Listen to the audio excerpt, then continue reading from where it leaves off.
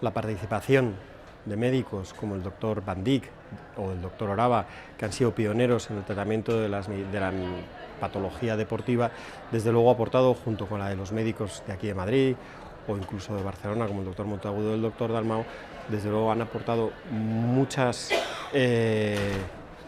avances y conclusiones y experiencias personales que seguro todos podemos aprovechar. Habéis elegido muy bien a los ponentes,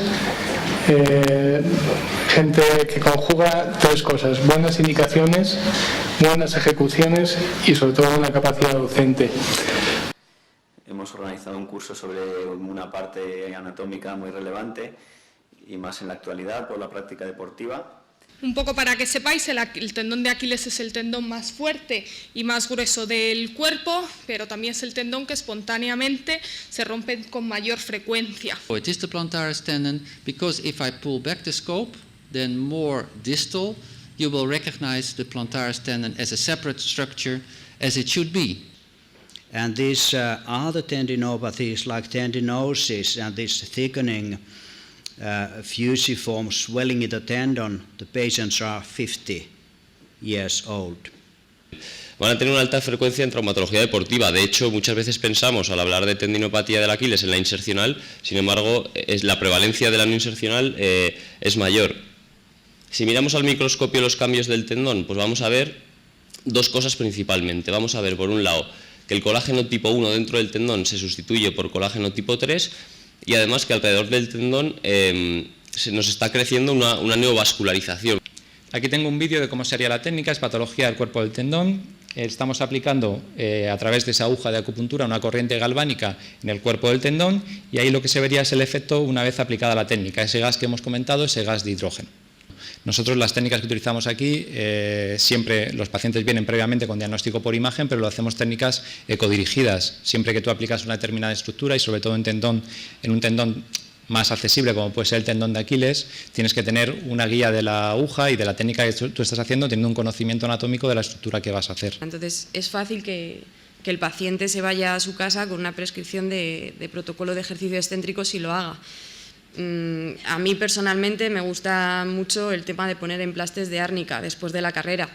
Que tenga evidencia científica o no, la verdad que lo desconozco, pero los excéntricos me parece eso, una técnica muy fácil, que además es difícil que el paciente la realice mal y pueda tener complicaciones simplemente dándole la idea de que sí es insercional. Todo este tema ha tenido un gran revuelo cuando hace un par de años se publica una normativa que establece que el PRP es un medicamento y que además para utilizarlo hay que tener una serie de características. Hay que utilizar una técnica cerrada o abierta con otras características, pero quizás lo más importante y lo que más ha variado el uso del PRP es la obligatoriedad a partir de 2013 de utilizar, o sea, de tener un resultado negativo para pruebas serológicas de hepatitis B, C, HIV. Sí, no a nivel de élite, hemos tenido un par de deportistas, sobre todo a nivel amateur y semiprofesional. En principio han mejorado bastante y no refieren, o sea, se han podido incorporar a su deporte habitual y no refieren ningún problema, ningún tipo de debilidad y han vuelto a hacer mejores marcas incluso que las que tenían previamente. Y eso, os presento este vídeo simplemente para que veáis pues que estamos hablando de sólido y de gemelo, pues un mecanismo lesional.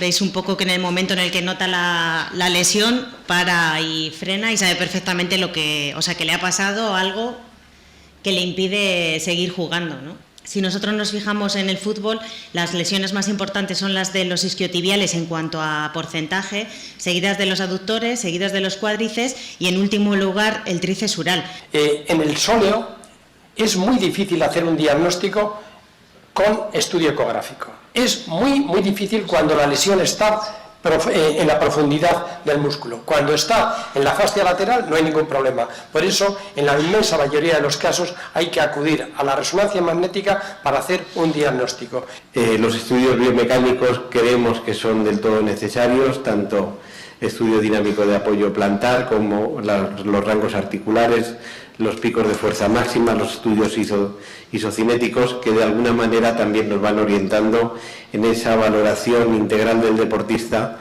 y que también nos hace que, si cabe, tengamos ese arma que es la prevención. Durante la fase de la marcha, el tendón de Aquiles se somete a una serie de fuerzas que aumentan y disminuyen durante sus fases. Sobre todo en la fase de apoyo, vamos a ver si corren los vídeos. Justo en la fase de apoyo tiene un aumento máximo para luego relajarse durante la fase de apoyo completo y después rápidamente vuelve a aumentar. Estas fuerzas se han descrito como hasta más de 2.000 newtons. La Real Academia define como percutáneo una sustancia o medicamento que se administra, que actúa o que se practica a través de la piel.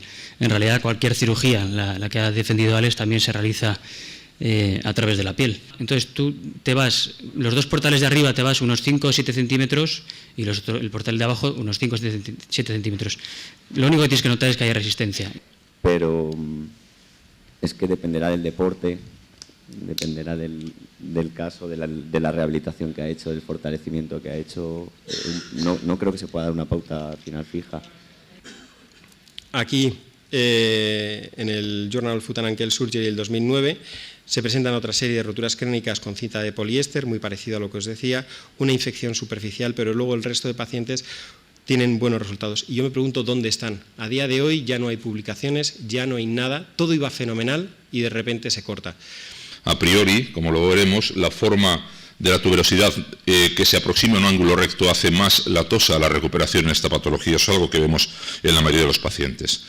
Y abordamos longitudinalmente el tendón para ir pelando esa calcificación. Como decía el doctor Monteagudo, lo fundamental es mantener las inserciones de ambos lados del tendón. Y con esta técnica se pueden quitar calcificaciones enormes, como estamos viendo esta, sin tener una desinserción completa y sin requerir realmente un reanclaje excesivo. La radiología nos puede dar una imagen de espolón, pero no tiene ninguna correlación con la clínica. No porque veamos un espolón va a tener una fascitis y, como diremos después, pensamos que no es el tratamiento de la fascitis. La ecografía nos ayuda a ver cómo está esta fascia, igual que la resonancia, y pensamos que es importante saber cuál es el grosor de esta fascia. Una fascia normal normalmente pues tiene entre 2 y 3 milímetros ecográficamente, o 4, pero en las ecos pues bueno, pues es importante saber cuál es este grosor, igual que en la resonancia, que puede llegar a ser de 7 milímetros o más. Tiene que ser a medida, personalizado y con materiales termoconformados. Las plantillas nos reestructuran todo el aparato locomotor y nos corrigen y sobre todo mantienen el peso. ¿Qué conclusiones podemos sacar al finalizar este fórum? Primero, un éxito de asistencia. Yo creo que los participantes se pueden llevar a casa que hay una evolución clara a más de esta patología y espero que se puedan llevar también a casa qué opciones de tratamiento quirúrgico y también no quirúrgico pueden hacer con sus pacientes.